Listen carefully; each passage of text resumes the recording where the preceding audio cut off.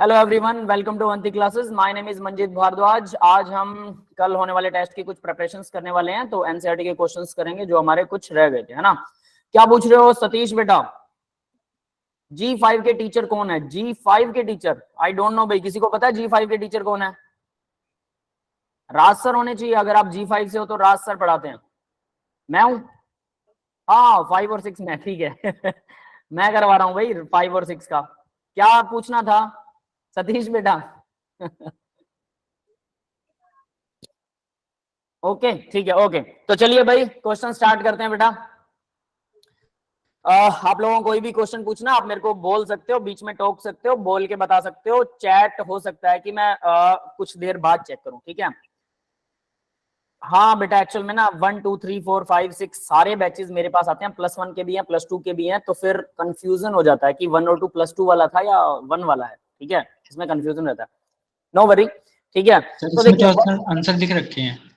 हाँ, आंसर्स हैं, सोल्ड हैं ये सारे के सारे। ये एनसीईआरटी के सॉल्यूशन वाली बुक है, एनसीईआरटी के सॉल्यूशन वाली, ठीक है। मैं अपना बिटली लिंक आपको शेयर कर देता हूँ, वहां डीपीपी के अंदर या फिर मॉड्यूल के अंदर आपको ये सॉल्यूशन वाली जो बुकलेट है वो मिल जाएगी, ठीक है। bit.ly/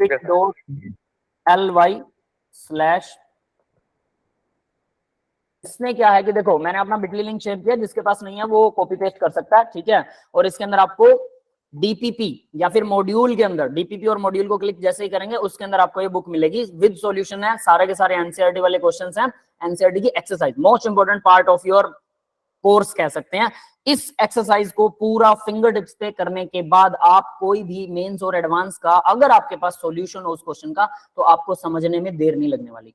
समझो, उसे करो, practice practice and practice, that is the main, जिसको बोलते हैं ना कि असली चीज है जो पेपर को क्रैक करने की, वो यही है। सबसे पहले एनसीईआरटी सॉल्व करो, उसके बाद, ठीक है। लक्ष्य, ठीक है बेटा, मैं आपकी भी मार्क कर देता हूं। लक्ष्य बेटा, आप मेरे बैच में हो ना? Yes sir. ठीक है,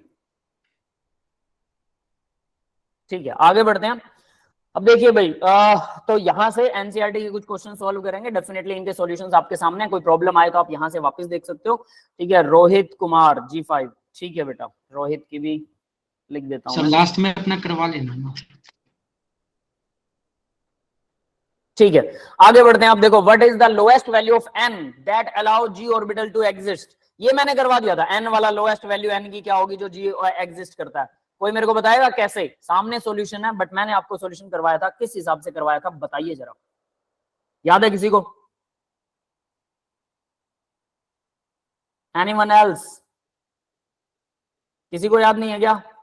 जितने शेल नंबर होता है, शेल का जो नंबर होता है वही उतना ही सब शेल होती हैं, ठीक है। इसने बोला जी सब शेल के लिए क्या बोल रहा है ये, what is the lowest value of N, N की क्या वैल्यू होगी जी सब शेल के लिए। तो देखो, पहले तो सब शेल कौन कौन सी होती हैं? एस, पी, डी, एफ, फिर जी एच आई जे के एल एम एन, है ना। एस के लिए 0 होता है, पी के लिए 1 होता है, डी के लिए 2 होता है, एफ के लिए 3 होता है, जी के लिए 4 होता है। बट ये टोटल नंबर कितना है भाई? टोटल 1, ये देखो 1 2 3 4 5, 5 सब शेल कौन से शेल में हो सकती हैं? एन की वैल्यू 5 ही होनी चाहिए अगर सब शेल 5 चाहिए तो। यस और नॉट? Yes sir. समझ में आ गया? That's it. Yes sir. N की वैल्यू 5 ही होनी चाहिए। तो एन यानी पांचवी शेल में जी सब शेल क्या भर जाएगी क्या? पांचवी शेल में जी सब शेल नहीं भरेगी। ये मैंने पहले भी उस दिन डिस्कस किया था। क्यों? क्योंकि पांचवी शेल में तो एफ तक ही भरता है भाई, छठी में एफ भरता है, पांचवी में भी नहीं। 6th और 7th में एस एफ डी पी, याद है? तो यानी कि छठी और 7वीं शेल में एफ शेल भरती है, तो जी तो 7वीं के बाद 8वीं शेल में जी फिलअप होगी, 8वीं में जी फिलअप होगी, याद रख लेना। समझ में आ रहा है सभी को? 8वीं शेल में जी फिलअप होगी, भरेगी 8वीं में, मतलब उससे पहले खाली रहेगी जी सब शेल। लेकिन जी सब शेल प्रेजेंट होती है 5वीं शेल में, प्रेजेंट है, बट वो भर नहीं सकती क्योंकि उसका एनर्जी लेवल बहुत हाई होता है, इतना हाई कि 8वीं शेल में जाके उसको भरा जाता है। क्लियर है? ये बात सबको समझ में आ गई? जितना शेल नंबर सर एक बार और समझा देना।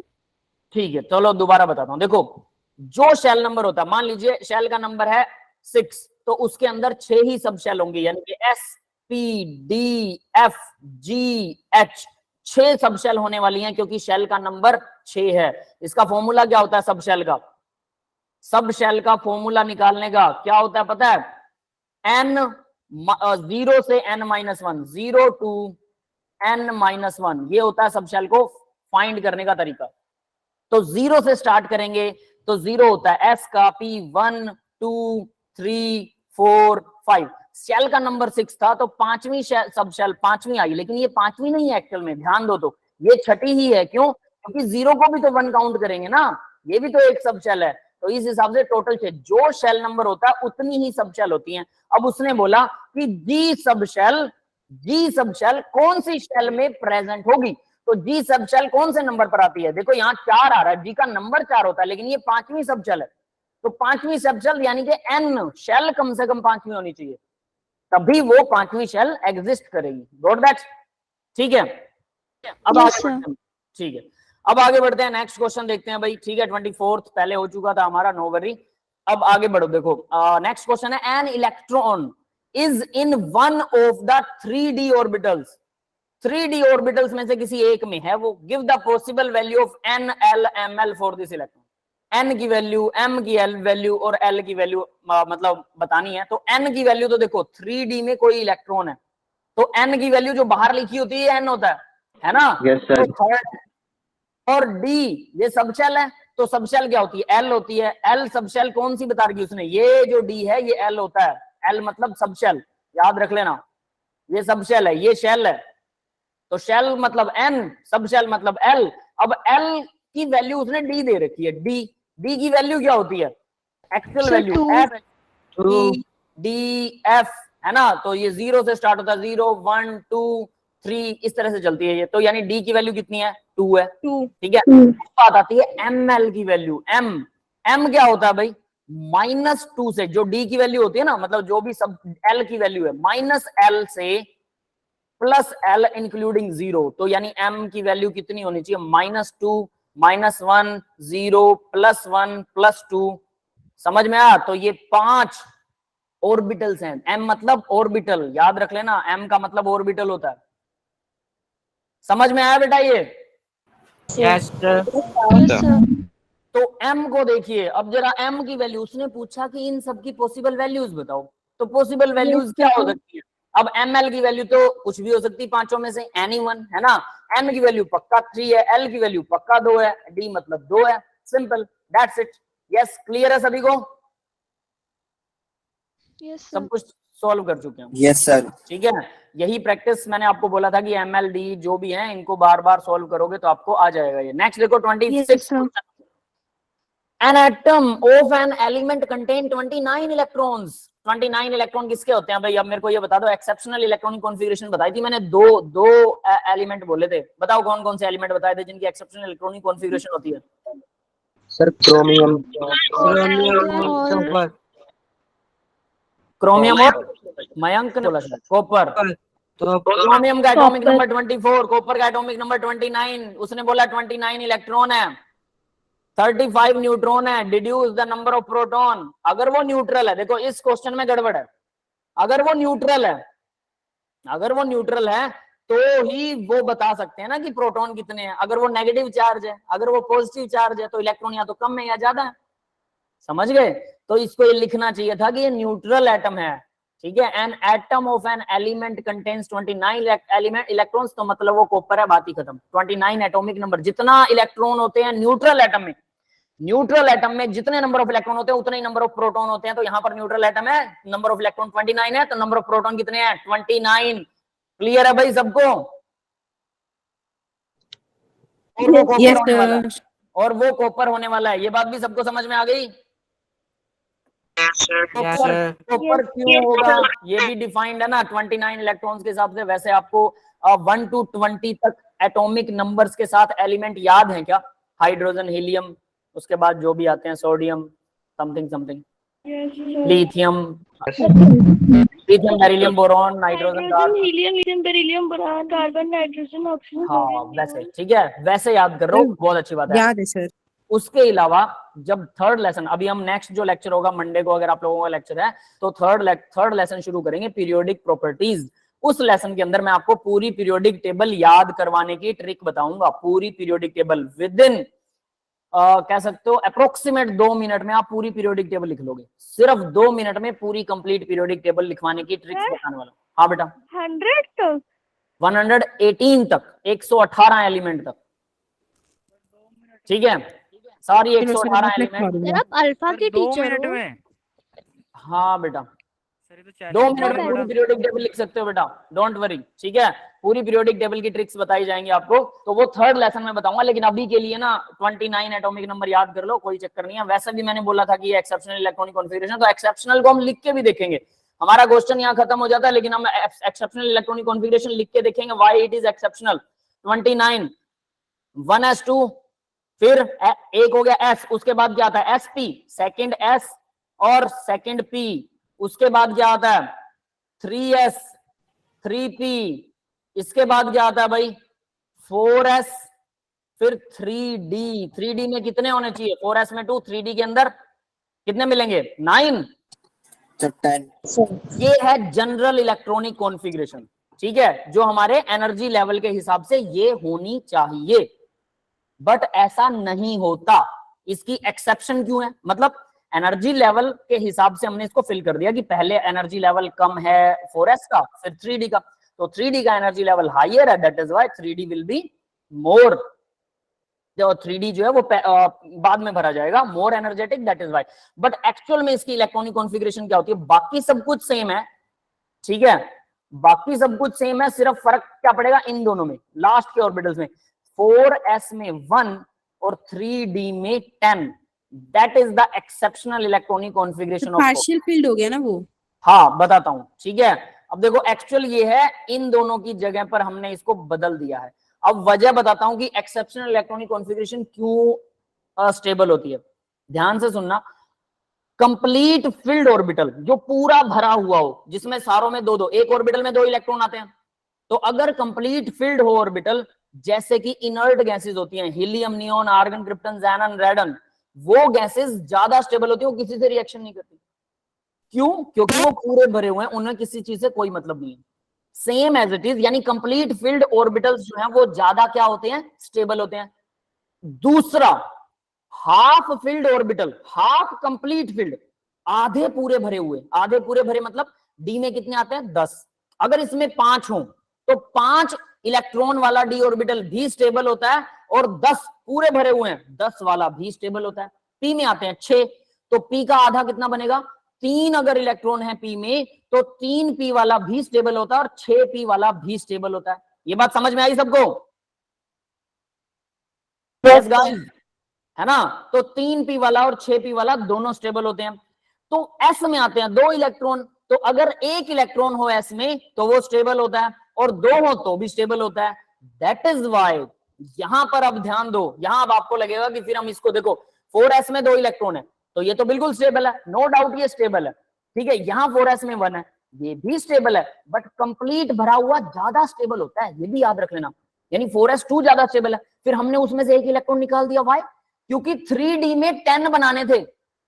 अब देखो 4s2 स्टेबल था 3d में 10 हो गए तो ये ज्यादा स्टेबल हो गया। 3d 9 वाला स्टेबल ही नहीं है, क्यों? ना तो ये आधा भरा है ना ये पूरा है। तो अगर 1 इलेक्ट्रॉन यहां से शिफ्ट करके यहां भर दूं, 1 इलेक्ट्रॉन, तो 3d पूरा भरा हो जाएगा और ये ज्यादा स्टेबल हो जाएगा। और 4s में भी 1 रह जाएगा, 0 नहीं है, ये 0 होता तब भी स्टेबल होता, खाली है तो स्टेबल है ही है।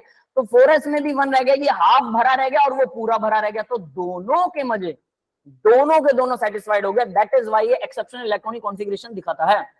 ये समझ में आ गया बेटा सभी को?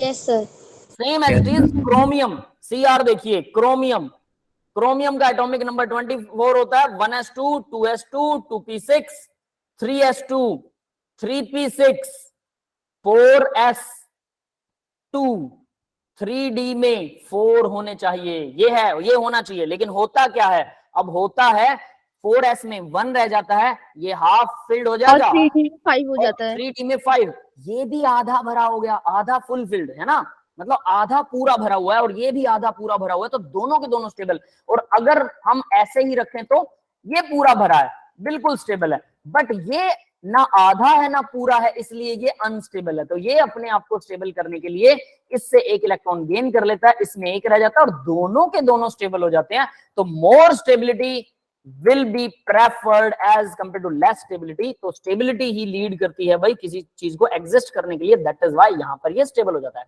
Got that point. तो इसकी भी इलेक्ट्रॉनिक कॉन्फ़िगरेशन एक्सेप्शनल इसी वजह से होती है। क्लियर है? इसके अलावा इसके अलावा भी कुछ एक्सेप्शनल इलेक्ट्रॉनिक कॉन्फ़िगरेशंस होती हैं, ठीक है। तो अगर पूरी पीरियोडिक टेबल की एक्सेप्शनल इलेक्ट्रॉनिक कॉन्फ़िगरेशन लिखनी है, देखनी है, तो मैंने मतलब अपनी तरफ से एक बुक के ऊपर निशान लगा के रखे थे कि एक्सेप्शनल इलेक्ट्रॉनिक कॉन्फ़िगरेशन ये वो है। वो थर्ड लेसन में मैं आपको दोबारा से बताऊंगा कि कौन कौन से एक्सेप्शंस हैं। सिर्फ ये दो ही नहीं है, उसके अलावा भी बहुत सारे हैं, ठीक है। कौन सी मेटल्स को क्या कहते हैं, कॉइनेज मेटल कौन सी है, फेरस मेटल कौन सी हैं, तो उस तरह की सारी चीजें हम वहां थर्ड लेसन में करने वाले हैं। फिलहाल सिर्फ इलेक्ट्रॉनिक कॉन्फ़िगरेशन पे फोकस करेंगे, ठीक है। और वो थर्ड लेसन में मैं फिर से सारी एक्सेप्शनल आपको करवा दूंगा। एटलीस्ट किसी बच्चे को अभी करनी हो भाई, तो मैं आप लोगों को अभी के लिए भी ना, चलो एक स्क्रीनशॉट ले लीजिएगा आप लोग, अभी कर सकते हैं एक्सेप्शनल इलेक्ट्रॉनिक कॉन्फ़िगरेशन भी।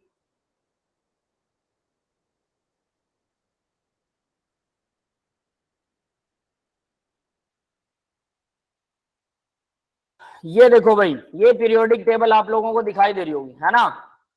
ये आपके अगर मोबाइल स्क्रीन पे 1 मिनट में पूरा फुल लाने की कोशिश करता हूं, इसको ऊपर से भले ही ना, ये नीचे तक का यहां तक आना चाहिए, ठीक है।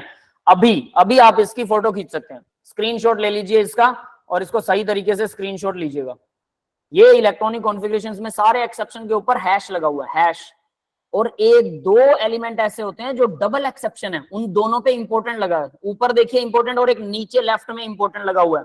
थैलियम लेफ्ट में नीचे है और ऊपर है पैलाडियम, पीडी को वो ऐसे दो लाइन सी लगा के ऊपर इंपॉर्टेंट लगा रखा है। फेरस मेटल कौन सी होती है, कॉइनेज मेटल कौन सी होती है, प्लेटिनम मेटल कौन सी होती है, मेन ग्रुप कौन से हैं, डी कौन से हैं, later actinoid, transition, transuranic elements होते हैं, है ना, मैन मेड एलिमेंट्स होते हैं। तो ये सारे के सारे इसमें ऑलरेडी मेंशन्ड है। क्लियर है सभी को? तो इसका जरूर स्क्रीनशॉट ले लेना, ये आपके काम की चीज है। सर कौन कौन से डबल एक्सेप्शंस में आएंगे? डबल बेटा थैलियम है, TH लेफ्ट में।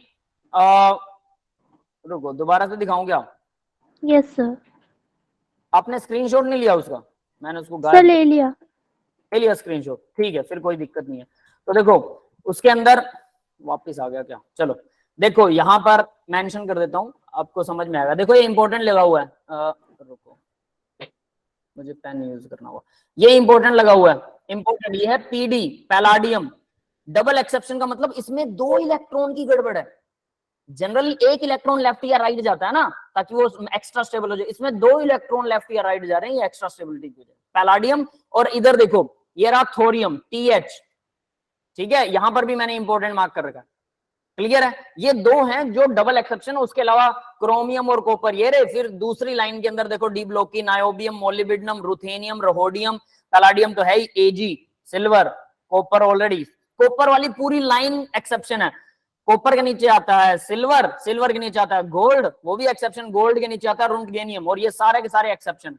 क्लियर है? इसके अलावा भी मैंने देखो इसके अंदर ना, जनरली बुक्स में आपको ये वाले नाम नहीं मिलते हैं। ये निहोनियम है, यहां पर नाम नहीं मिलता आपको, अनबिन समथिंग समथिंग लिखा होता है। फ्लोवोरियम, मास्कोवियम, लिवरमोसियम, टेनेसाइन, ओगेनेजन, ये वो एलिमेंट्स हैं जो जनरली आपको पीरियोडिक टेबल में नाम नहीं मिलते हैं। किसी भी बुक में रेयरली नाम मिलते हैं या मिलते नहीं है। तो इसको मैंने इस बुक में भी नहीं थी, देखो ये मैंने खुद लिखे हुए हैं, समझ रहे हो ना। तो ये सारे के सारे 118 तक आपको इलेक्ट्रॉनिक कॉन्फ़िगरेशन के साथ में एक्सेप्शंस जो हैं वो याद करवा दिए जाएंगे। क्लियर है? Yes. पूरी पीरियोडिक टेबल ही हम लर्न करने वाले हैं, डोंट वरी, ठीक है। नेक्स्ट लेसन में करेंगे वो, अभी के लिए नहीं, ठीक है।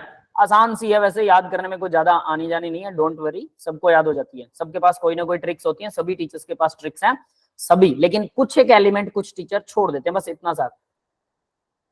फेरस मेटल्स बेटा वहां पढ़ लो ना, फेरस मेटल्स अलग से ली हुई हैं। फेरस आयरन के आगे वाली मेटल्स हैं, फेरस कोबाल्ट वाली, वो वहां आप पढ़ सकते हो उसको। फेरस, फेरस मतलब आयरन, आयरन जो है उसको फेरस बोलते हैं, ठीक है।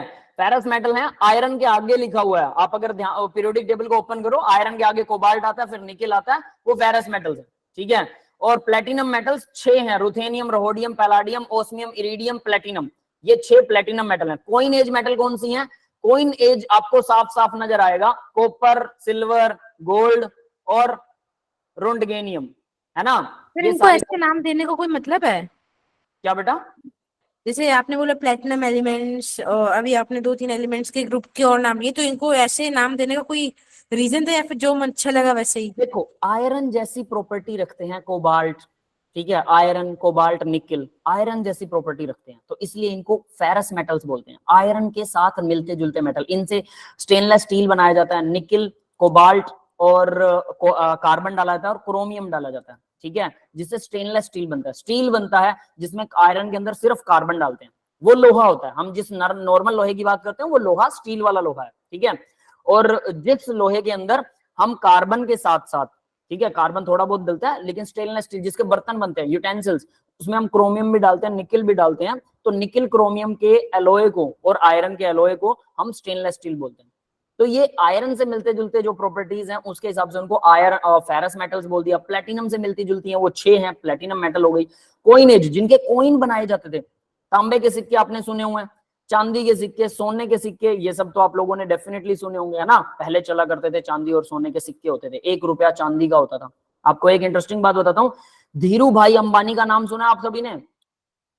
Yes sir. धीरू भाई अंबानी जो रिलायंस कंपनी का मतलब फादर कह लो, वो बंदा दुबई गया था, दुबई पता नहीं कौन सा अरब अमीरात कोई कंट्री। यस सर, सुनिए, मैंने सुना सिक्कों से ना बेच बेच के मेटल से बहुत पैसे हाँ, उसने क्या किया था कि चांदी का सिक्का जो था उसमें चांदी तो महंगी पड़ती थी। मान लो कि चांदी के सिक्के को बनाने में चांदी यूज होती है 10 रुपए की, और उस चांदी के सिक्के का रेट था मान लो 7 रुपए या 8 रुपए। तो उससे उसने देखा कि भाई चांदी की कीमत तो ज्यादा है, तो उसने क्या किया, चांदी के सिक्के लेना शुरू कर दिए लोगों से, पैसे दे देता था कागज के और चांदी के सिक्के ले लेता था, उसको पिघाल के सुनार के पास जाके चांदी बेच देता था, उसको प्रॉफिट होने लगा। फ्री का प्रॉफिट है ये तो, है ना। तो ये भी एक ट्रिक थी, उस बंदे ने ऐसे कर करके दिमाग, यानी इसको बोलते हैं लूप होल ढूंढना, लूप होल, फ्री का इंडिया में पैसा। तो हुआ था ये, बांग्लादेश में हाँ, सिक्के जहां लाए पर थे 5 रुपए के, मतलब अभी नहीं हुआ था, तो बहुत पहले। हाँ बहुत पहले की 5 बात है वो, अभी तो एक्सपायर हो चुका है वो बंदा, आई नो दिस, ठीक है। तो यानी कि इसको कहते हैं लूप होल ढूंढना। सब माइंड गेम है, आप जहां फोकस करते हो, जितना जबरदस्त दिमाग लगाते हो, उसी हिसाब से आपकी तरक्की होती है, याद रख लेना। सब माइंड गेम है, बाकी भाई कुछ हद तक लक भी काम करती है, ऐसा सिर्फ माइंड गेम नहीं है। क्योंकि हम ये तो नहीं कह सकते कि धीरू भाई अंबानी के पास दुनिया का सबसे अच्छा दिमाग था, दैट्स नॉट द ट्रुथ। लेकिन हाँ, वो बिजनेसमैन अच्छा था, भगवान ने उसके लिख रखे थे भाई, सीधी सी बात है, तो पैसा भी मिल गया। यानी लक फैक्टर भी काम करता है, बट आपका माइंड भी काम करता है। अगर आप फोकस करते हो तो लक बनाई जा सकती है। कमाल की बात यह कि लक को बनाया जा सकता है, अगर नहीं है तो, है ना। चलिए अब आगे बढ़ते हैं बेटा, ठीक है। और हम यहाँ पर लक बनाने की बात ही कर रहे हैं, ये भी मैं आप लोगों को बता देता हूँ, ठीक है। हम यहाँ जो पढ़ रहे हैं ना, जो मत्था मार रहे हैं, ये इसलिए ताकि हमारी लक बन सके। क्वेश्चन नंबर 26 तो आपका क्लियर हो गया भाई, ये 29 तो कॉपर में होते हैं, बात ही खत्म। आगे देखो question number 27, give the number of the electron in the species H2 positive, H2 and O2 positive के अंदर नंबर ऑफ इलेक्ट्रॉन बताने हैं। हाइड्रोजन में एक होता है, 2 हाइड्रोजन में कितने इलेक्ट्रॉन होंगे? 2 होंगे, लेकिन एक पॉजिटिव दिखा रखा है, मतलब दोनों हाइड्रोजन में एक ही इलेक्ट्रॉन है। Yes yes sir. H2 में कितने होंगे? 2 इलेक्ट्रॉन होंगे। और ऑक्सीजन में कितने होते हैं? 8 होते हैं, 2 ऑक्सीजन है, 16 होने चाहिए, एक पॉजिटिव है, यानी 15 इलेक्ट्रॉन। बात खत्म, क्लियर है? किसी को यहां पर कोई डाउट है क्या? यस बेटा, anyone have any doubt about this? मुझे लगता है इसका कोई डाउट होना चाहिए, है ना, आसान सा क्वेश्चन है। तो यहाँ पर भी इन्होंने सीधा सीधा ऐसे ही दिखा रखा है। कई बार क्वेश्चन जल्दी हो जाता है तो मुझे ऐसा फील होने लगता है कि ये जल्दी हो गया, कहीं बच्चों को लगे कि सर जल्दी करवा रहे हैं, है ना, बट ऐसा है नहीं। अगर आसान क्वेश्चन होगा आपसे भी जल्दी सोल्व होगा। आगे देखिए 28 नंबर, an atomic orbital has n = 3, shell का नंबर 3 है, एटॉमिक ऑर्बिटल है कोई। What is the possible value of L and ML? L और ML बता दो सारी पॉसिबल वैल्यू। n की वैल्यू 3, तो L की वैल्यू क्या होगी? 0 1 2, क्लियर है? फिर यस सर। ML की वैल्यू क्या होगी? 0 के लिए तो 0 होगी, 1 के लिए -1 0 -2, है ना, और 2 के लिए, सभी के लिए अलग अलग होती है L की वैल्यू, -L से +L तक होती है वो, -1 0 +1 +2, दैट इज इट। समझ में आया भाई सबको? Yes sir. Yes sir. Clear है? तो ये हो गया S, ठीक है। ये यहां पर 0 के लिए M की, सॉरी ये S नहीं है, रुको, ये एस नहीं है भाई, एस कौन सा है पता है? ये वाला, ये 0s होता है, ये एम एस वाला नहीं है। फिर ये क्या है? 1 वाला E, और ये 2 वाला क्या होता है? और डी के अंदर ये ऑर्बिटल्स होते हैं, डी में 3 ऑर्बिटल्स हैं, एस के अंदर एक ही ऑर्बिटल होता है, तो उस ऑर्बिटल का नाम भी एस ही है।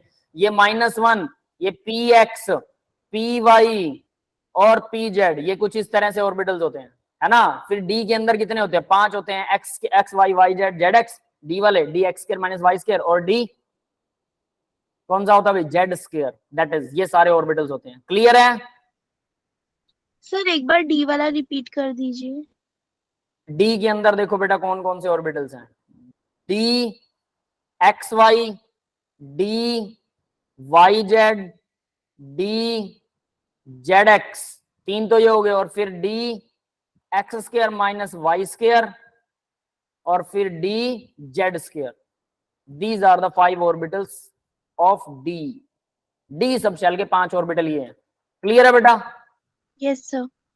अब इसमें एक इंपॉर्टेंट चीज बताता हूं, इंटरेस्टिंग चीज बताता हूं। ये जो मैंने लिखा -1 को px लिख दिया, ठीक है, -1 को px लिखा, तो इनका भी अपना एक लॉजिक होता है। ये सही नहीं है, बता रहा हूं, मैंने रैंडमली लिखा है, आप भी लिख सकते हो कुछ भी, नो डाउट, क्योंकि इतना कोई पूछता नहीं है, लेकिन एट लिस्ट ये सही नहीं है।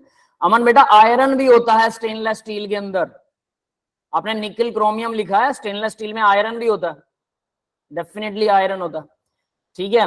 तो देखो px -1 है या 0 है या +1 है, वी डोंट नो, इनके अपने नाम होते हैं, +1 वाला अलग होगा, 0 वाला अलग होगा, लेकिन मैंने रैंडमली लिख दिया, आप भी रैंडमली लिख सकते हो क्योंकि ये पूछता नहीं है। इसी तरह से dx y y z z x का अलग अलग नाम है, -2 -1 0 या +1 या +2 या 0, कौन सा क्या है वी डोंट नो, हमें इसका पता नहीं है। समझ में आया? हालांकि मैंने पढ़ रखे हैं, कहीं लिख भी रखे हैं मैंने कहीं ना कहीं, तो अगर ऐसा कोई क्वेश्चन आए कि ये वाला कौन सा ऑर्बिटल है, तो then definitely tell me, I will tell you, no worry, ठीक है। तो इसलिए आपको अवेयर कर रहा हूं कि अपनी मर्जी से कोई भी नाम देना सही नहीं है। समझ में आ गया सभी को? Yes sir. है ना? Yes, ठीक है, sir. चलिए अब आगे बढ़ते हैं बेटा। तो यहाँ पर इसने क्या कुछ दे रखा, वो आप आसानी से निकाल ही सकते हो। लिस्ट आंसर देखो भाई, एल के लिए, एमएल के लिए, सारे वही सेम टू सेम वही चीजें बता रखी हैं, ठीक है। 3D में 1p पॉसिबल, एल की वैल्यूज 1 होगी, 0 होगी, 3 होगी, दैट्स ऑल। आगे बढ़ते हैं, question number 29। Using SPD notation describe the orbital with the following quantum number. n की वैल्यू 1, l की वैल्यू 0, कौन सा होगा? n1 शेल नंबर 1 है, l कितना है?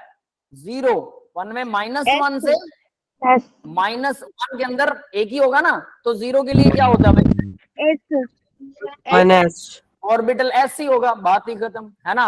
नेक्स्ट देखो, n की वैल्यू कितनी है? 3, l की वैल्यू 1 है, n 3 है, l कितना है? 1, तो यानी कि थर्ड 3 है, तो l की वैल्यू 0 1 2, लेकिन ये सिर्फ एक ही है, तो इसके लिए क्या होगा? p।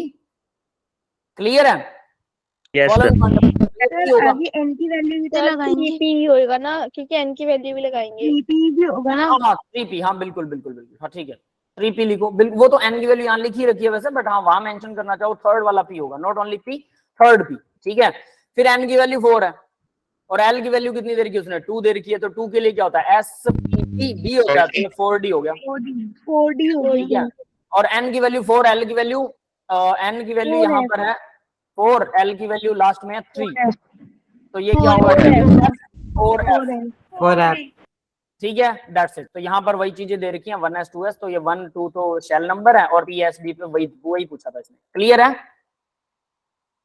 समझ में आ गया होगा? उस दिन मैंने वो छोटी सी टेबल लिखवाई थी, l माइनस, है ना। हाँ बेटा, कोई पूछ रहा कुछ? क्लियर सबको? Yes sir. ठीक है, आगे देखिए, question number 30। Explain giving reasons which of the following set of quantum number are not possible. इनमें से कौन सा पॉसिबल है ही नहीं, ये बताना है। ये इंटरेस्टिंग क्वेश्चन है भाई, इसको बाकी सबको हम रब करते हैं और उसके बाद देखते हैं इसको, है ना। कौन सा पॉसिबल नहीं है? n की वैल्यू 0, क्या n की वैल्यू 0 हो सकती है क्या? Shell number 0? No sir. ये पॉसिबल नहीं है, बात खत्म, आगे वाले कुछ देखने की जरूरत ही नहीं है। सेकंड वाला देखो, n की वैल्यू 1 हो सकती है, बिल्कुल हो सकती है। l की वैल्यू 0 बिल्कुल हो सकती है। ml की वैल्यू भी 0 हो सकती है। अब ml की वैल्यू 0 आती है, यानी ऑर्बिटल वही है, जीरो ऑर्बिटल फर्स्ट ऑर्बिटल होगा जो कि ms माइनस हाफ हो सकता है, बिल्कुल हो सकता है। ms क्या होता है पता है? Spin quantum number. एक ऑर्बिटल में दो इलेक्ट्रॉन रहते हैं, एक का ऑर्बिटल का इलेक्ट्रॉन का स्पिन होगा प्लस हाफ, दूसरे का होगा माइनस हाफ। -12 यानी प्लस हाफ वाले को बोलते हैं क्लॉकवाइज। जो क्लॉकवाइज घूम रहा है इलेक्ट्रॉन न्यूक्लियस के चारों तरफ, उसको प्लस हाफ स्पिन बोलते हैं। जो एंटी क्लॉकवाइज घूमता है उसको माइनस हाफ बोलते हैं। क्लियर है बेटा सभी को? Yes, sir. That is it. तो यानी बी हो सकता है। सी देखो, एन की वैल्यू 1, एल की वैल्यू क्या होगी भाई? 0 to n-1 होता है। एन अगर 1 है तो एल होना चाहिए 0 से स्टार्ट करते हैं और n-1 पर एंड कर देते हैं, तो एल की वैल्यू 0 हो सकती है। n-1 करेंगे तो n-1, एन की वैल्यू ऑलरेडी 1 है, तो 1-1 यानी कि 0, 0 पर ही एंड कर देना है। तो यानी कि 0 से स्टार्ट होगा, अगर n की वैल्यू 1 है तो l 0 से स्टार्ट होगा और 0 पे एंड हो जाएगा, 0 से आगे नहीं हो सकता। इसने बोला l की वैल्यू 1 हो सकता है क्या? नहीं, कैंसल। ठीक है, फिर आगे देखिए n की वैल्यू 2। अब n की वैल्यू 2 के लिए l कितने हो सकते हैं? n अगर 2 है तो l की वैल्यू 0 से स्टार्ट करेंगे, 0 1 n-1 करते हैं, यानी n की वैल्यू है 2, 2-1 तक चलेंगे, 2-1 1 होता है, तो 0 और 1 दो ही सब शेल आएंगी। बस ये याद रख लेना, जो शेल नंबर है उतनी ही सब शेल होनी चाहिए। तो दो सब शेल आ रही हैं, दो से ज्यादा नहीं बढ़ सकते, 0 से स्टार्ट करते हैं, दैट्स इट, खत्म। तो L1 हो सकता है, बिल्कुल हो सकता है L1, ये भी सही है। ml की वैल्यू 0 हो सकती है। अब L के लिए, L की एक वैल्यू के लिए -L से +L तक होता है ml, या m कह लो ml कह लो, तो ये 0 हो सकता है, बिल्कुल हो सकता है, ये भी सही है। और ms तो दोनों हो सकते हैं ना, -हाफ +हाफ, बिल्कुल, तो ये सही है। क्लियर है भाई? Yes, sir. सबको समझ में आ रहा है ना? ये यस सर। क्वेश्चन है, इसमें हमारी पीछे वाली सारी रिवीजन हो जाती है, ml वो फॉर्मूलाज की सबकी। नेक्स्ट देखो, n की वैल्यू 3, l की वैल्यू 3, नहीं होगा। Not possible. L3 नहीं हो सकता क्योंकि वो 2 तक जाएगा। n की वैल्यू अगर 3 है तो l की वैल्यू 0, 1 और 2 तक जाएगी, टोटल 3 बनेगा, लेकिन 0 से स्टार्ट होती तो 2 तक जाएगी। l की वैल्यू 3 नहीं हो सकती, नहीं हो सकती, क्रॉस, बात खत्म, आगे देखना ही नहीं है ना। नेक्स्ट देखो, f वाला, n की वैल्यू 3, l की वैल्यू 1, बिल्कुल हो सकती है। ml की वैल्यू 0, ये भी हो सकती है। ms की वैल्यू प्लस, ये ठीक है। That's it. यस, क्लियर है बेटा सबको? Yes, sir. That's it. चलिए अब आगे बढ़ते हैं जरा।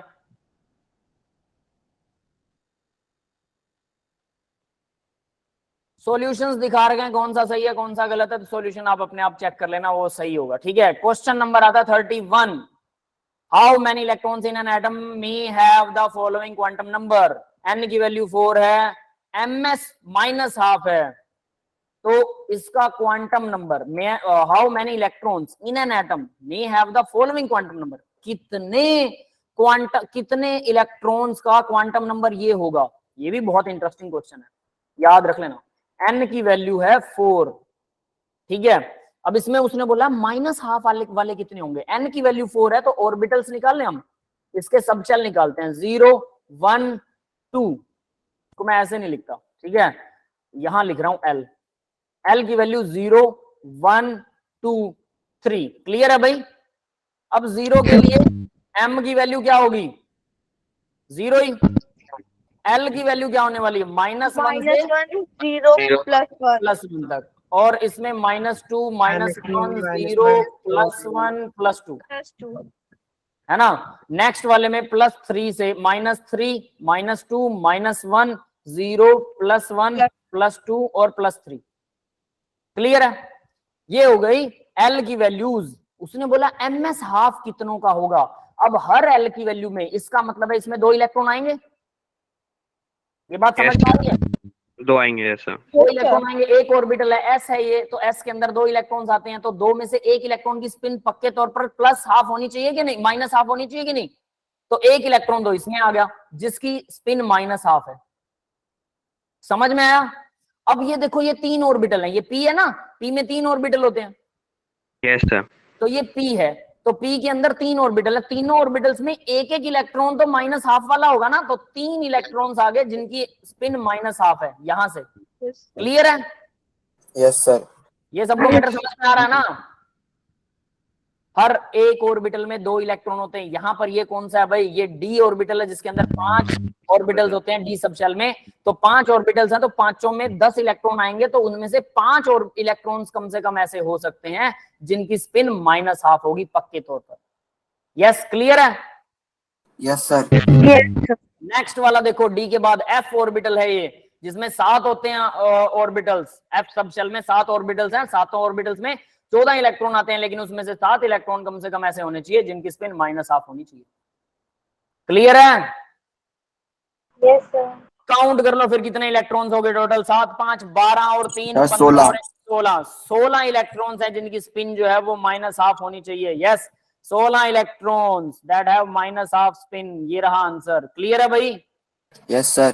अब इसको ट्रिकी तरीके से भी करना सिखाता हूँ। यहाँ पर इन्होंने ट्रिकी तरीका बता रखा है, लेकिन एटलीस्ट हमें ये वाला मेथड तो आना चाहिए। At every cost you should have to know the method which I am defining. ठीक है, अब आगे बढ़ते हैं नेक्स्ट वाला क्वेश्चन। लिखना है क्या बेटा?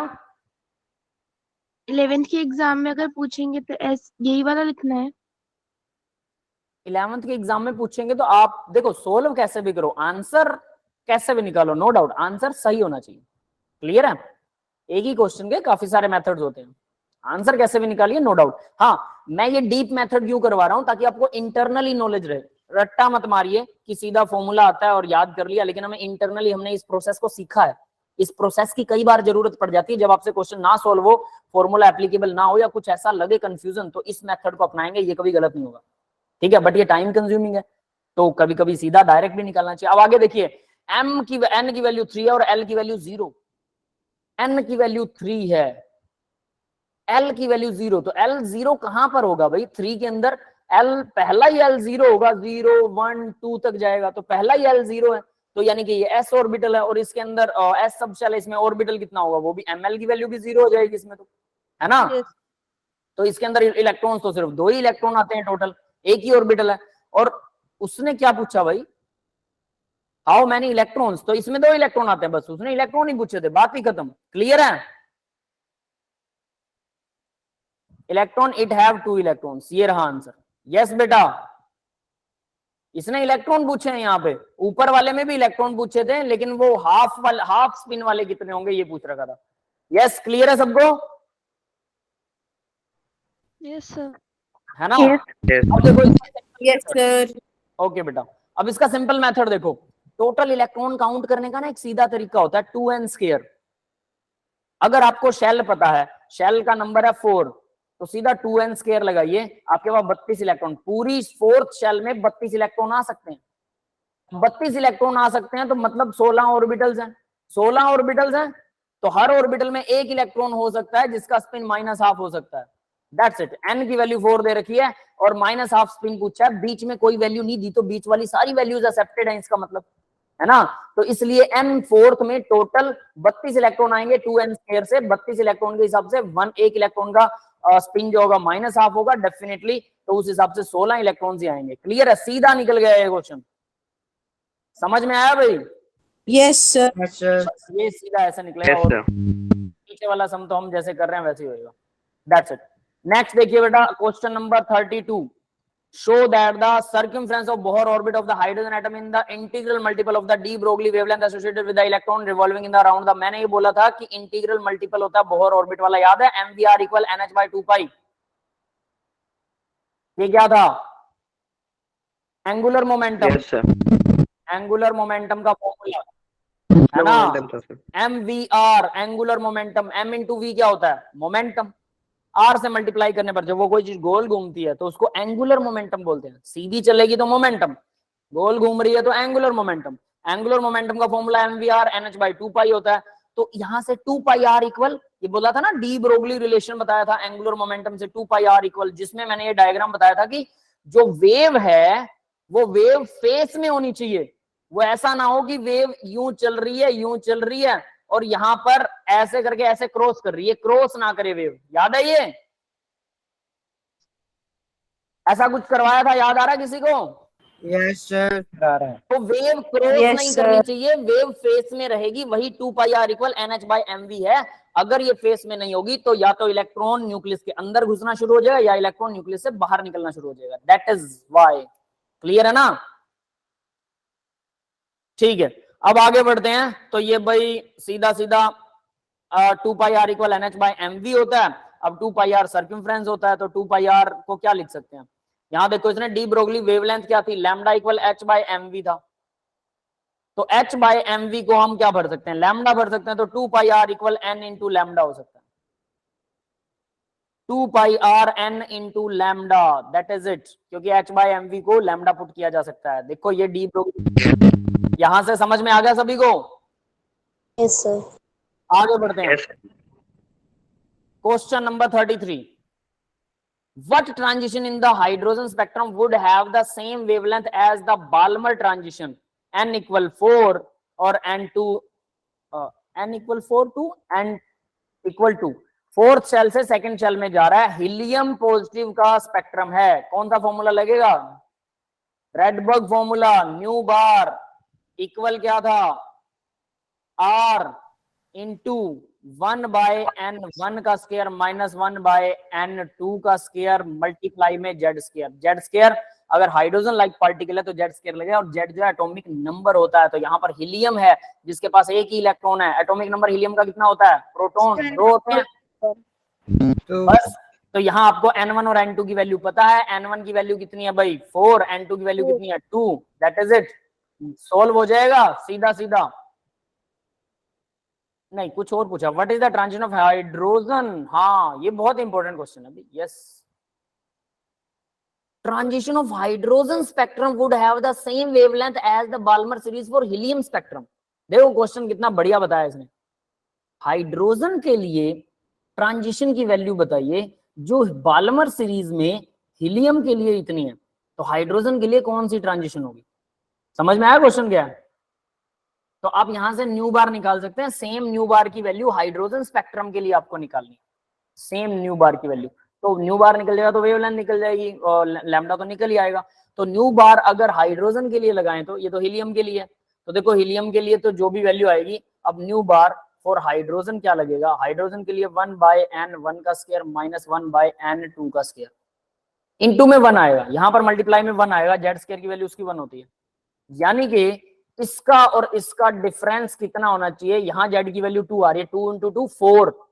ये तो हो रहा है 4 से मल्टीप्लाई, क्योंकि जेड स्क्वायर इसका 4 है और ये 4 से मल्टीपल नहीं है हाइड्रोजन के लिए। तो क्या करें कि ये 4 से मल्टीपल हो जाए और ये दोनों बराबर हो जाए?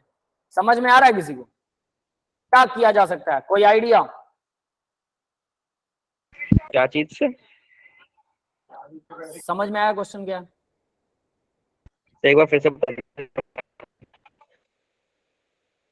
देखो क्या है, ये है हीलियम के लिए। हीलियम के लिए, हीलियम पॉजिटिव के लिए न्यू बार ये आ रहा है।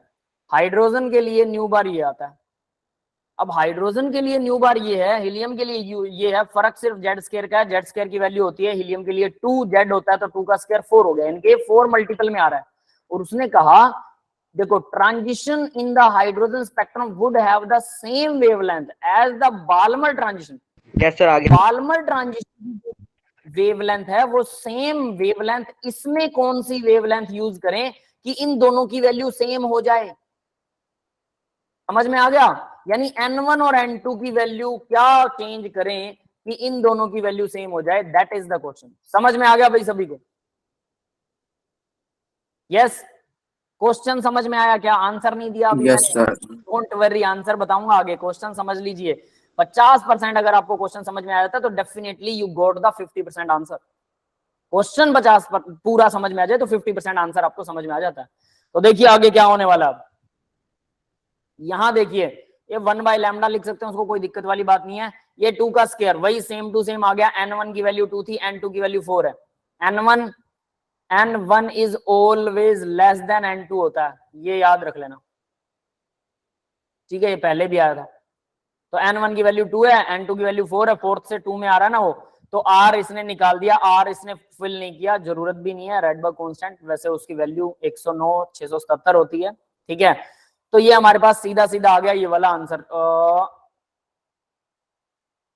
3/4, रुकिए इसको हाईलाइट करते हैं। न्यू बार की वैल्यू 3/4 R आ रही है यहां पर। न्यू बार उसने निकाला, बाकी वैल्यू को पुट करके 3/4 R। यहां तक सबको समझ में आया? ऊपर वैल्यू पुट की है, वरना मैं लिख के दिखाता हूं, छोड़ो। समझ में आएगा ही, वरना कंफ्यूजन हो जाएगी। देखो क्या, new bar for helium positive, यहां मैं लिख भी रहा हूं नीचे इसके पैरों में हीलियम पॉजिटिव, आर मल्टीप्लाई में 1/n1 की वैल्यू कितनी है 2 का स्क्वायर, माइनस n2 की वैल्यू कितनी है 4 का स्क्वायर, मल्टीप्लाई में z की वैल्यू कितनी है 2 का स्क्वायर, z स्क्वायर है ना। तो new bar for helium positive, तो वो आ जाएगा r इंटू 2 दूना 4, 4 के 16, तो 4 और 16 को सॉल्व करेंगे और वो है 2 2 जा 4, तो ये आ जाएगा, ये नीचे 4 है और ये 1/16 है और ये 4, ठीक है। तो देखिए जरा क्या आएगा, पॉजिटिव इक्वल r 16 एलसीएम आ गया 4 3/16 1 3/16 इंटू में 4 है। अब यहाँ वाला जो 4 है, अब मैं इसको क्रॉस कर सकता हूँ क्योंकि ये 16 सबके डिवाइड में आ चुका है, 4 1 जा 4 4 जा, तो 3/4 आ गया। तो न्यू बार हीलियम जो है, हीलियम पॉजिटिव जो है वो r इंटू 3/4 आ गया। यस, यहां तक सबको समझ में आया, हीलियम के लिए न्यू बार की वैल्यू है ना। बोला सेम वेवलेंथ चाहिए हाइड्रोजन के लिए, भाई न्यू बार होता है 1/λ, यानी कि 1/λ दोनों का सेम हो जाए तो वेवलेंथ दोनों की सेम हो जाएगी, नो डाउट। तो हम न्यू बार ही सेम कर देते हैं हाँ हीलियम के लिए और हाइड्रोजन के लिए। तो उसके लिए देखो अब जरा क्या किया, सिर्फ हमें n और n1 और n2 की वैल्यू चाहिए और वो यहां से हमें पता लग जाएगी। देखो इसने क्या किया है, ये वैल्यू इक्वल कर दी 3/r के, बस 3/4r के, मतलब मैं हाइड्रोजन के लिए न्यू बार निकालना चाहता हूं। New bar for hydrogen equal हमें क्या है, वही सेम आएगा r इंटू 1/n1 का स्क्वायर माइनस n1/n2 का स्क्वायर, मल्टीप्लाई में 1 आएगा क्योंकि हाइड्रोजन है, क्लियर है ना। तो मैं इसकी वैल्यू ये भर सकता हूं, क्यों, क्योंकि उसने बोला ये दोनों सेम है, न्यू बार की वैल्यू सेम आ रही है, तो मैं यहां पर भर सकता हूं r into 3/4 must be equal to r into 1/n1 का स्क्वायर माइनस 1/n2 का स्क्वायर। यस, क्लियर है बेटा सबको। तो देखो r इधर आएगा तो r से r कैंसिल हो जाएगा, आई कैन क्रॉस इट ना। Yes sir. तो क्या आ गया 3/4, 3/4 must be equal to 1/n1 का स्क्वायर माइनस 1/n2 का स्क्वायर।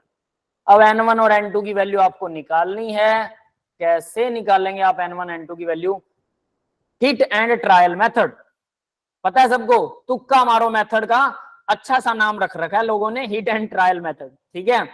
हिट करो मतलब तुक्का मारो और ट्रायल, और यूज करके देखो सही बैठ रही है, ठीक है, नहीं बैठ रही है दोबारा करो। तो ये कर सकते हो कि नहीं कर सकते। अब यहां पर देखिए, hence n1 equal 1 and n2 equal 2 in hydrogen spectrum the transition n2 to n1 have the wavelength of the, hence लिख के इसने सीधा कर रखा है, कुछ नहीं बता रखा, ये कह रहा है तुक्का मारो, लगा सकते हो तुक्के। Yes sir. अरे n1 की वैल्यू 1 भर के फिर 2 भर के, n1 हमेशा कम होगा n2 से, सीधी सी बात ये है, ठीक है। तो n1 की वैल्यू 1 भरो, उसकी 2 भरो, आपको अंदाजा हो जाएगा कि वैल्यू 3/4 कैसे कब इक्वल हो सकती है इसके। देखो 3/4 के इक्वल कैसे होगी, ठीक है। यहां पर अगर मैं 3-4 तो वैल्यूज हैं, 3/4 इक्वल 1/1 का स्क्वायर भर दो माइनस में 1/2 का, अगर ये 1 है ना डेफिनेटली ये 2 ही होगा, कम से कम 2 होगा या 3-4 कुछ भी हो सकता है। 2 का स्क्वायर कर दो तो 2 का स्क्वायर भरेंगे 4 आ जाएगा, 1/1 1 माइनस 1/4 कितना होता है 3/4 ही होता है, अगर सही आ रहा है ठीक है, वरना इसकी वैल्यू भरो 2, इसकी वैल्यू भरो 3 का स्क्वायर, फिर भी नहीं आ रहा इसकी वैल्यू भरो 3, इसकी वैल्यू भरो 4 का स्क्वायर, ठीक है। या फिर आप ये भर सकते हो इसकी वैल्यू 2 है, इसकी वैल्यू 3 की जगह 4 भर के देख लो, थोड़ा सा अंदाजा तो आपको लग ही जाएगा कि एक वैल्यूज क्या आएंगी, ठीक है। उस अंदाजे के हिसाब से हिट एंड ट्रायल मेथड है बेटा, इसका ये मीनिंग नहीं है कि ये सही होगा, ठीक है, hit and trial. Sir quadratic equation solve करके भी कर सकते हैं n1 n2 की वैल्यू। Yes sir. कैसे, दूसरी वैल्यू तो है ही नहीं अपने पास, कम से कम एक वैल्यू पता होनी चाहिए तब दूसरी सोल्व होगी। नहीं सर, इसमें लग जाएगा सर वो फॉर्मूला। कैसे बताओ मेरे को। सर एलसीएम लेंगे सर, हम इसमें n1 और n2 को क्वाड्रेटिक इक्वेशन के सॉल्यूशन मान लेंगे, n1 चलो मैं ले लेता हूँ, देखो 3/4 इक्वल आएगा, यहाँ मैंने एलसीएम ले लिया n1 का स्क्वायर मल्टीप्लाई में n2 का स्क्वायर, तो n1 से यानी कि n2 का स्क्वायर माइनस n1 का स्क्वायर, ये आएगा, ये आ गया बेटा, इसको सॉल्व करेंगे तो आगे क्वाड्रेटिक इक्वेशन बनने की उम्मीद लग रही है आपको? यस सर इसके बाद नहीं सर, गलत हो गया। नहीं है ना, मैं वही तो बता रहा हूँ बेटा, ये दो अननोन वैल्यू है ना, अगर एक अननोन होती ना, और जैसे क्या होता है एक्स स्क्वायर और एक्स हो, एक्स स्क्वायर और एक्स दोनों एक्स होते हैं, यहाँ आपको दोनों एन लग रहे होंगे, है ना, इसलिए थोड़ा कंफ्यूजन हो रहा है कि दोनों एन है तो हो जाएंगे, नहीं वो n1 और n2 है, एक्स और वाई है ये, ठीक है, इस वजह से सॉल्व नहीं होगा। दैट इज वाई फील होता है ऐसा, मुझे भी कई बार लगता था शुरू में जब मैंने करवाया तो मेरे को लगा ये हो सकती सॉल्व, मैंने इसको करके देखा नहीं होती, ठीक है। चलिए यस सर। n1 n2 से ही हो जाएगा। हाँ अमन लिख रहा है चैट बॉक्स में n1, हाँ बेटा उसी से हो जाएगा, बट मैं बता रहा हूँ अगर उसे सॉल्व ना हो तो दूसरी वैल्यूज भर के देख लो, hit and trial, that's it. आगे बढ़ते हैं बेटा, नेक्स्ट क्वेश्चन देखिए 34, वो वाला क्वेश्चन इंपॉर्टेंट था भाई, याद रख लेना। 33 नंबर क्वेश्चन जो है वो सच में इंपॉर्टेंट है, क्योंकि मजेदार क्वेश्चन है, ठीक है, कि कौन सा होगा उसको सोचने में थोड़ा सा टाइम लगता है। Calculate the energy required for the process, helium से हीलियम 2 पॉजिटिव बना रहे हैं, हीलियम 1 पॉजिटिव से एक इलेक्ट्रॉन बाहर निकाल रहे हैं, एनर्जी कितनी चाहिए? The energy of hydrogen atom in the ground state is, hydrogen atom की ग्राउंड स्टेट में आयोनाइजेशन एनर्जी दे रखी है, हीलियम की कितनी होगी ये पूछ रहा हो, हीलियम में से एक इलेक्ट्रॉन बाहर निकालना, तो भाई ग्राउंड स्टेट की एनर्जी हाइड्रोजन लाइक पार्टिकल के लिए हमें एनर्जी पता कितनी होती है ना, तो वो उस हिसाब से हम आसानी से निकाल सकते हैं, सीधा फॉर्मूला लगेगा, कुछ नहीं है, ई एन इक्वल ये रहा -2 पाई स्क्वायर, पाई स्क्वायर क्या होता है me4 z square, pi square me4 z square divide by n square h square, ये फॉर्मूला आपके सामने, बट इसको सॉल्व कर रखा है एक आसान से 13-12 वाले फॉर्मूले में भी इन्होंने ऐसा कुछ करके कर रखा है क्या? नहीं कर रखा। एक एटम की निकालनी है, एक ही एटम की निकालनी है तो, है ना। हाँ भाई कोई अच्छा आसान तरीका बता सकता है मेरे को? Anyone else? 13-12 वाला फॉर्मूला निकाल के कर सकते हैं क्या? नहीं कर सकते। कोई और फॉर्मूला? सर इसमें जीरो में से माइनस क्यों किया हुआ? जीरो में से माइनस क्यों किया हुआ? बता रहा हूं बेटा, इन्फिनिटी पे इलेक्ट्रॉन की एनर्जी जीरो होती है, वो बाद की बात है, उसको छोड़ो, पहले मेरे को कोई आसान तरीका बता दो, ये सारी वैल्यूज नहीं भरनी अपने को, I don't want to fill up. याद है किसी को फॉर्मूलाज जो मैंने करवाए थे? पहले तो ये बताइए, किसी को फॉर्मूला याद है क्या जो मैंने करवाए थे? बोहर एटम करवाया था, बोहर एटम के अंदर फॉर्मूलाज करवाए थे, किसी को याद नहीं है फॉर्मूला बोहर एटम वाले? यस सर याद है। एक तो यही था 2 पाई स्क्वायर me4, एक तो यही था, दूसरा कौन सा था वो जानना चाहता हूं।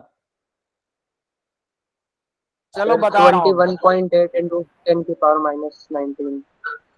21.8 joule per atom, that is the formula I want to know. और जूल पर एटम, इसमें जेड स्क्वायर भी इंक्लूड होगा, जेड स्क्वायर, हाँ हाँ डिवाइड में एन स्क्वायर, बिल्कुल बिल्कुल बिल्कुल। 21.8 इंटू 10 -19। अब देखो जरा, यानी यहां पर मैं फॉर्मूला लगाऊंगा ई एन का, मैंने वो फॉर्मूला बताए थे बोहर मॉडल वाले और किसी ने याद नहीं किया, -21.8 इंटू 10 इंटू जेड स्क्वायर, क्योंकि जेड की वैल्यू तो डेफिनेटली आएगी, डिवाइड बाय एन स्क्वायर। ये क्या है? ये मैंने जब इस सबको सॉल्व कर लिया, इस सबको देखो 2 pi square m mass of electron, z चलो ठीक है वो अलग होता है, e इलेक्ट्रॉन का चार्ज है, h जो है प्लैंक्स कांस्टेंट है, इन सबको सॉल्व कर लिया, सिर्फ n स्क्वायर और z स्क्वायर को छोड़ दिया, तो मेरे पास ये फॉर्मूला आता है joule per atom, joule per atom. Yes, ये समझ में आया सबको? यहां तक सबको समझ में आया? Yes sir. क्लियर हो गया ना? तो अब उसने क्या कहा, हीलियम 1 पॉजिटिव, यानी कि हाइड्रोजन लाइक पार्टिकल बन गया ना, हीलियम 1 पॉजिटिव में से एक इलेक्ट्रॉन बाहर निकाल रहा है, वो आयोनाइज कर रहा है, आयोनाइज का मतलब है इलेक्ट्रॉन को एटम से बाहर ही निकाल दिया। तो इलेक्ट्रॉन को एटम से बाहर निकालने में कितनी एनर्जी लगेगी, सीधा निकाल लो भाई, क्या दिक्कत है? यहाँ जेड स्क्वायर की वैल्यू करनी है, एन स्क्वायर की वैल्यू करनी है, तो एन स्क्वायर क्या होता है? शेल नंबर, है ना। तो पहली शेल में इलेक्ट्रॉन की एनर्जी काउंट कर लो पहले तो, ई एन की जगह E1 भरूंगा मैं। फर्स्ट शेल हीलियम पॉजिटिव के लिए फर्स्ट शेल में इलेक्ट्रॉन है, फर्स्ट शेल में उसकी एनर्जी तो पता होनी चाहिए, -21.8 इंटू 10⁻⁻19 और डिवाइड में आएगा n की वैल्यू 1 का स्क्वायर है, मल्टीप्लाई में आएगा z स्क्वायर, z कितना है 2 का स्क्वायर, 2 स्क्वायर। इतने जूल आ गई। एक एटम से मुझे इतने जूल एनर्जी, इलेक्ट्रॉन के अंदर पहली शेल में जो इलेक्ट्रॉन है उसकी इतनी एनर्जी होती है। फर्स्ट शेल के इलेक्ट्रॉन की एनर्जी एक एटम में, मुझे क्या निकालना है, energy in infinite, infinite shell, n का नंबर इनफाइनाइट मतलब इलेक्ट्रॉन एटम से बाहर जा चुका है, इन्फिनिटी का मतलब ये है। तो इलेक्ट्रॉन को एटम से बाहर निकाल दिया, तो इन्फिनिटी पर कितनी होगी, इन्फिनिटी पर एनर्जी 0 होती है, पता है, इलेक्ट्रॉन की एनर्जी 0 होती है, हमें पहले से पता है ना सबको ये बात। मैंने बोला था कि जब इलेक्ट्रॉन एटम से बाहर होता है तो उसकी एनर्जी 0 मानी जाती है। तो इलेक्ट्रॉन एटम से बाहर निकाल दिया मैंने, तो उसकी एनर्जी मेरे को पहले से पता है, नो वरी। अब देखो पहली शेल में इलेक्ट्रॉन था, उसने बोला ना हीलियम के पहले ऑर्बिटल में इलेक्ट्रॉन है और उसके बाद उसने बाहर निकाल दिया रिएक्शन में दिखा रखा।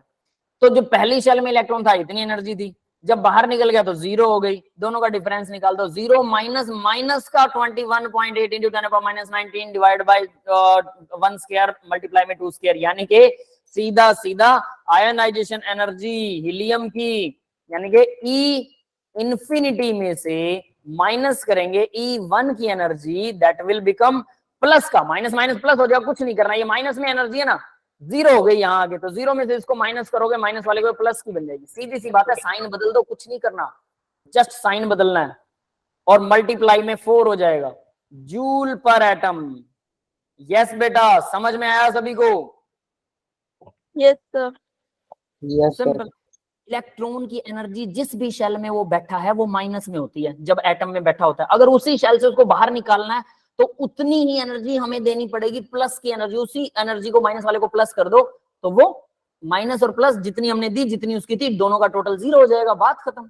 टोटल 0 ही तो करना है क्योंकि इनफाइनाइट पे बाहर निकल जाता है, बाहर निकलेगा तो एनर्जी 0 हो जानी चाहिए। या फिर ऐसे करोगी 0 बाहर है अंदर माइनस में है, 0 माइनस में माइनस का समथिंग, तो माइनस माइनस प्लस अपने आप वही आएगा, जोड़ना घटाना कुछ है नहीं।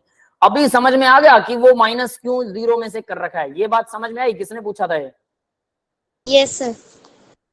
क्लियर है? That's it. तो भाई सीधा सीधा आ गया।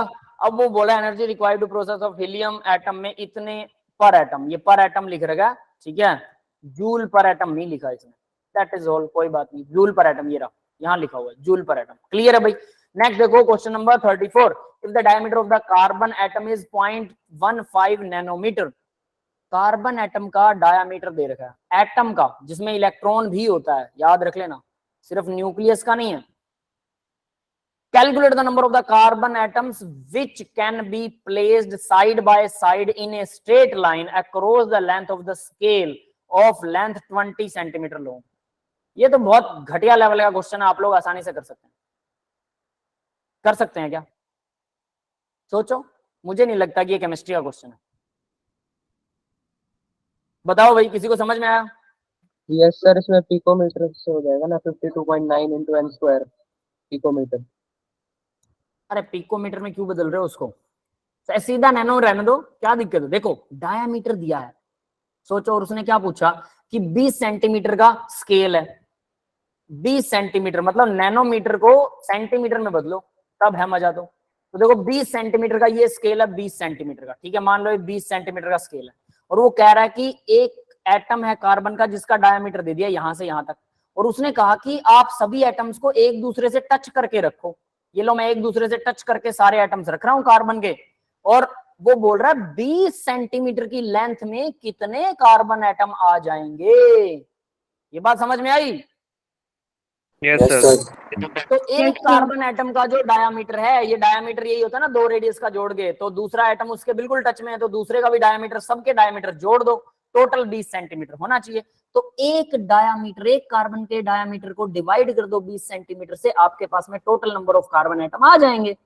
पर वो तो नैनोमीटर में है, ये सेंटीमीटर में है, कैसे डिवाइड होगा? दोनों का यूनिट सेम करो, चाहे सेंटी को नैनो बना लो, चाहे नैनो को सेंटी बना दो। Yes yes sir. क्योंकि अपने को तो नंबर चाहिए, सेंटीमीटर नैनोमीटर मीटर से अभी कोई लेना देना नहीं है, नंबर तो दोनों में से ही नहीं आएगा। नंबर चाहे सेंटीमीटर बना के कर लो, चाहे मीटर बना के कर लो, चाहे नैनोमीटर बना के कर लो। तो भाई नैनोमीटर सेंटीमीटर को बनाना या मीटर को, वो आपकी चॉइस है, कैसे मर्जी बना सकते हो। नैनो के अंदर 10⁻⁹ होते हैं मीटर, और सेंटीमीटर में कितने मीटर होते हैं? नेक्स्ट क्लास का लिंक आ गया भाई आप लोगों का। बेटा 5:15 तक तो मेरी क्लास है, नेक्स्ट क्लास का लिंक कैसे आ सकता है अभी? 5:15 तक का तो टाइम है इस क्लास का पवन बेटा, ठीक है। 5:15 तक 4 मिनट और पड़े, डोंट वरी, 4 मिनट में छोड़ दूंगा, ठीक है। क्लियर है बेटा सबको? Yes sir. निकाल लोगे ना इस क्वेश्चन को, सॉल्व कर ही लोगे आप लोग, मुझे यकीन है आप लोगों पे। यस सर, यूनिट सर है ना? 7.5 into 10 की पावर -10 मीटर आ रहा है। मीटर क्यों आएगा? अरे एटम आएगा, 9 आ रहा है। एटम आएगा बेटा, एटम 1.33 into 10 पावर 9 एटम्स, मीटर नहीं एटम्स। मीटर को मीटर से डिवाइड करो तो खत्म हो गया, एटम आएंगे। क्लियर है? तो देखिए आंसर भी दे रखा है यहाँ पर आपको, आपकी स्क्रीन के ऊपर अभी आंसर दिखाई दे रहा है 1.3 10 पावर -9 एटम्स। सोचो कितने हो गए ये, 1.33 का 33 उड़ा दो, 1 के पीछे 9 जीरो लगा दो, तो 1 के पीछे 9 जीरो कितने होते हैं? 5 में लाख होते हैं, 10 लाख, करोड़, 10 करोड़, अरब, 1 अरब, 100 अरब, लगभग 100 अरब हो जाएंगे सर। 100 करोड़ 9 है ना, ऐसे 1 100 अरब, करोड़ हो जाएंगे। हाँ 100 करोड़, 1 अरब और 33 को मान लें, 1 अरब 33 करोड़, 1 अरब 33 करोड़। अपने इंडिया की जनसंख्या इतनी है ना, 133 करोड़ है ना, 133 140, मतलब इतने एटम्स 20 सेंटीमीटर में, 20 सेंटीमीटर 15 सेंटीमीटर का स्केल होता है आपका, तो 20 सेंटीमीटर में अपने इंडिया की जनसंख्या के बराबर कार्बन के एटम्स अगर एक एक लाइन में ऐसे लगा दे, वो हमें दिखाई नहीं देंगे, बट एक सिर्फ लाइन खींचे तो 20 सेंटीमीटर की लाइन में इतने अरब एटम्स आ जाएंगे। पेपर कितना पतला होता है, उसकी मोटाई पता है पेपर की कितनी होती है, थिकनेस, उस पेपर के अंदर कितने एटम्स आ सकते हैं, वो 1 mm का भी बहुत थोड़ा भाग होता है, और यहाँ पर 140 अरब आ रहे हैं 20 सेंटीमीटर में, लगभग 133 करोड़, सॉरी अरब नहीं, ठीक है, समझ गए? That is it. Next question, चलो भाई ये लास्ट क्वेश्चन है, इसके बाद में बाकी के क्वेश्चंस आप लोग सॉल्व कीजिएगा, सारे क्वेश्चंस आसान है, नो वरी अबाउट दिस। मुझे नहीं लगता कि ये मुश्किल है, लेकिन प्रैक्टिस करनी पड़ेगी। 67 क्वेश्चन है इस लेसन के अंदर, हर रोज 10 करते हो तो भी 6 दिन में हो जाते हैं। कल आपका टेस्ट है तो देखो 36 क्वेश्चन तो मैंने ही करवा दिए, तो 30 क्वेश्चन रह गए हैं।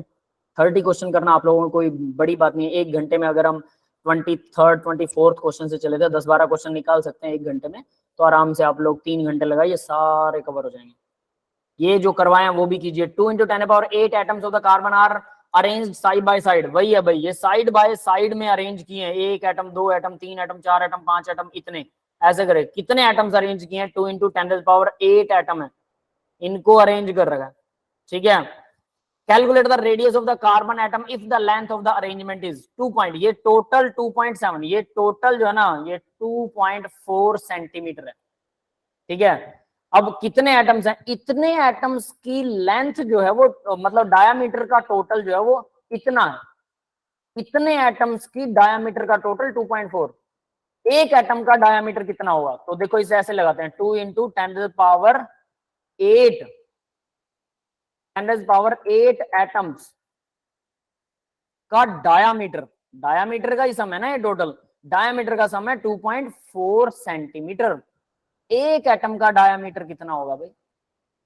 डिवाइड हो जाएगा 2.4 डिवाइडेड बाय 2 into 10 power 8, और ये आएगा सेंटीमीटर में। यस, समझ में आ गया सबको? बाद में इसको नैनोमीटर बनाना चाहो आपकी चॉइस है, मीटर बनाओ, नैनोमीटर बनाओ, सेंटीमीटर बनाओ, सेंटीमीटर तो आएगा ये आंसर, जो भी बनाओ बना लेना, कोई दिक्कत वाली बात नहीं है। समझ में आया बेटा? इसके बाद में जिंक का डायमीटर दे रखा है, calculate the radius of zinc in picometre. तो देखो एंगस्ट्रॉन में डायमीटर दिया है और पिकोमीटर में रेडियस पूछी, पहले इसका हाफ कर दो, फिर एंगस्ट्रॉन को पिकोमीटर में कन्वर्ट कर दो। Number of the atoms present in the length of the 1.6 centimetre of zinc atom arranged by side. अब देखो उसने 1.6 सेंटीमीटर में कितने एटम आएंगे, आपको यहाँ पर डायमीटर दे रखा है और 1.6, इसको सेंटीमीटर में कन्वर्ट कर लो, 1.6 टोटल लेंथ है और एक का डायमीटर पता है, इसको इससे यानी 1.6 सेंटीमीटर को डिवाइड करना है 2.6 एंगस्ट्रॉम से, एंगस्ट्रॉम को सेंटीमीटर में कन्वर्ट कर लेना बस। यही वही सेम टू सेम क्वेश्चन है। आई डोंट थिंक इस क्वेश्चन में कुछ भी है, 37 भी समझ लो आ गया आपको, बस इतना काफी है ना। That's it. बाकी क्वेश्चंस आप लोग ट्राई कीजिए, कुछ सॉल्व नहीं होता तो अलग चीज है। मैंने बिटली लिंक के अंदर डीपीपी जहां पर लिखा हुआ है डीपीपी, उस डीपीपी के अंदर ये वाली पूरी बुक डाल रखी है, सॉल्यूशंस के साथ में है ये बुक। कोई क्वेश्चन समझ में नहीं आता आप मेरे को भेज सकते हो। कुछ बच्चों ने मेरे को +2 के बच्चे वो एडवांस लेवल के क्वेश्चन भी भेजते हैं, एडवांस के पेपर वगैरह के, ठीक है। तो वो क्वेश्चंस भी हम उनको सॉल्व करके देते हैं और कोशिश करेंगे कि उनको वो पेपर पूरा करवा दें। तो दैट इज इट। मैं अब जरा रिकॉर्डिंग ऑफ कर रहा हूँ, किसी को कुछ बात करनी है तो कर सकता है।